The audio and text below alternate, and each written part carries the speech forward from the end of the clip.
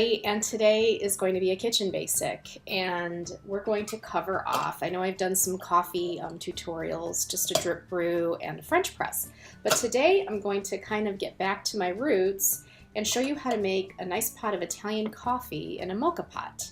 This is not a traditional Bialetti Moka pot. This is a pot, though it's similar. I'm not sure what the brand is, but this is a gift that my mother gave me on my wedding day. Basically, every Italian bride gets one of these. And I'm discovering a lot of my younger cousins, they haven't really been taught how to use these pots. And I've learned through my mother and my father and my grandmother. So I thought, you know what, why don't I do a quick tutorial? That way, A, my cousins will have it, B, my daughter will have it, and C, all of you will have it. So this is the way my mother taught me. And she is off the boat from Naples, and it's really, really easy. I'm going to basically take this apart. The handle on this one cinches on the back, and you take the top off. This is where your coffee is going to brew. It kind of has the same mechanics as like a percolator, if you will. On the bottom, you pull this out, and there's a place to put your Italian coffee grounds. And it's dripping because I recently cleaned it.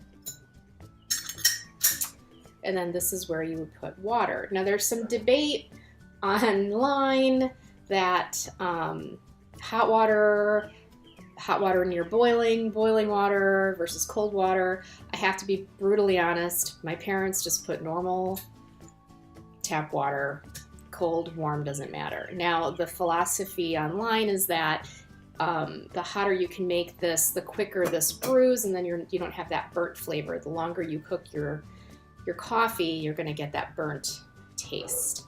I will also say, newsflash, Italians like that flavor. So maybe that's why my parents just put normal cold water in. So I'm going to show you how to fill this and brew it on the stovetop. You're working on the stovetop with this. Italians like this pot. It has a different flavor than if you were to use, you know, a more mechanical, like Krupp's espresso maker, where you kind of put the grounds in and, you know, gosh, I don't even know what those are called technically, but this, if you are in Italy and you're visiting family, they'll put a pot on. You can make a lot at one time versus sitting in front of the machine where you're brewing cup by cup. This gives you a handful of cups quickly, and you can get to visiting and eating biscotti, which is the Italian way. So if you have a lot of people to make espresso for, or if you want a little bit of a different heartier flavor espresso, this is the way to go. So let's head over to the stove and I'll show you how to do this. Okay, so I've filled this bottom with water, and you can see there's like the thinnest little film of water right above here. In fact, there's just a touch too much, but you want just like a little skin of water, like so.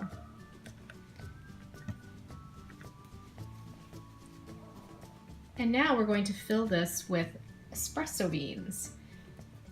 Now, my parents love Lavazza Blue. This is the logo here. These are pod packs for the machine, but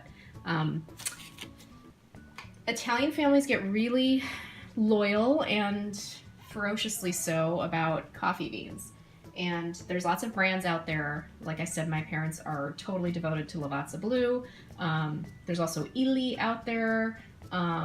There's a bunch of them. So, you know, try what you like. And you'll see it's very fine. And what you're gonna do is pack it in.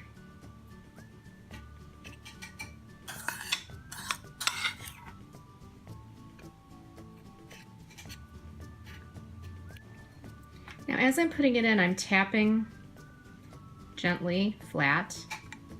And I want to go just above, do you see this rim? I want to go just above it.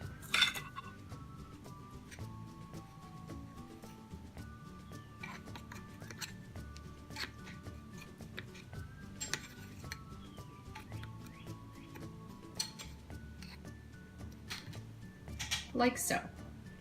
And then give it a gentle tap.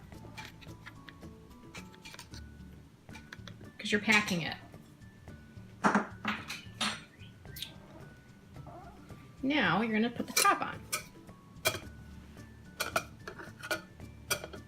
Match this to match the hole there. And cinch it. Okay, now we're going to put it on the stove. I'm going to turn on the heat, and I'm going to turn it on high. So this is about an 8, number 8 on my stove. Be sure to have, like right now I can touch this handle, but as this gets hot, you're going to want to make sure you've got an oven mitt or a towel. I like to actually prop this open a little bit, or at least check on it. You want things to start sizzling up here. Once you start seeing a little bit of the coffee, put the top down and lower your heat to a medium-low. So that high heat is just getting the water to boil a little bit. All right, as you can see and you can hear, things are starting to happen there. So I'm going to lower, see it's coming in, lower it, and close it. Now you're going to listen. You'll hear when the water sputters out and you're done. I'm actually going to open it for you guys so you can see what's happening. See, it's coming out through there.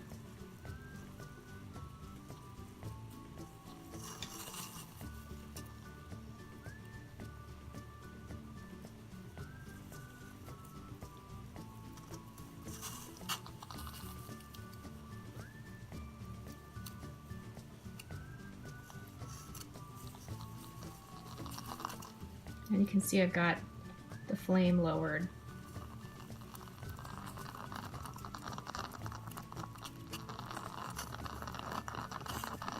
Now when you got more foam coming out, that's when you're getting to the end of your water and that you're almost done.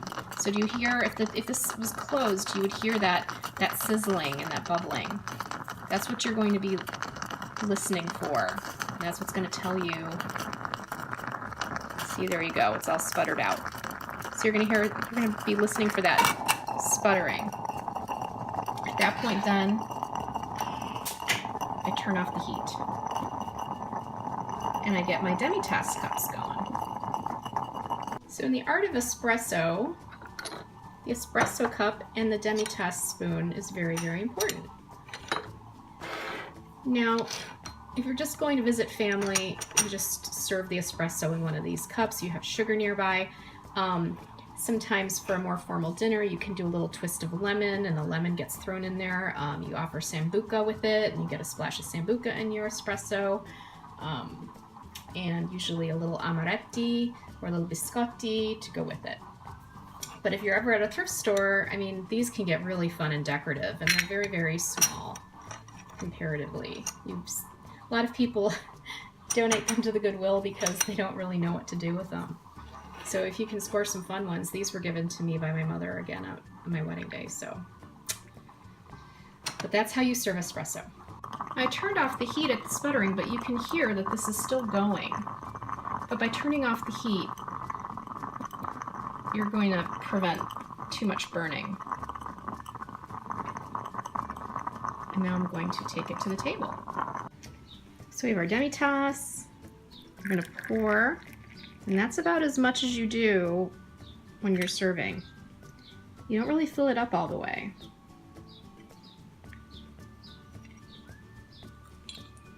A little splash of sugar for me. And there we are.